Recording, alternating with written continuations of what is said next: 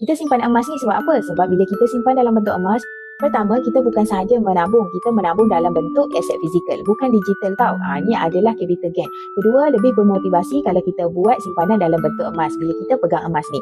Yang ketiga, bila kita simpan emas, kita akan mula berkira-kira untuk berbelanja.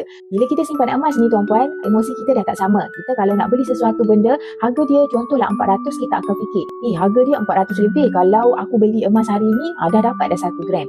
Jadi semua yang kita tengok tu, kita ubah jadi gram emas. Itu sebabnya kita boleh kontrol perbelanjaan. Yang keempat adalah kita boleh capai apa yang kita nak tanpa hutang. Jadi kita tak perlu buat hutang untuk dapatkan apa yang kita nak. Karena kalau kita tak ada duit, kita nak benda tu, jadi tuan-puan terpaksa berhutang untuk dapatkan apa yang tuan-puan nak. Di mana tuan-puan dah cipta satu masalah kewangan. Kelima, tuan-puan akan lebih kreatif untuk tambah pendapatan lain. Ada penyimpan emas dari tim kami, dia bekerja kilang. Tapi disebabkan dia nak menyimpan, dia buat part time job. Dengan part time itulah dia buat simpanan setiap hari. Jadi setiap hari dia simpan 100 dalam akaun emas Gap. Ini sebabnya kenapa kita pilih emas sebagai tabungan kita. Kepada tuan-puan yang berminat nak mulakan simpanan emas dengan Imo, boleh tekan link di bio saya. InsyaAllah saya akan bantu sebaiknya.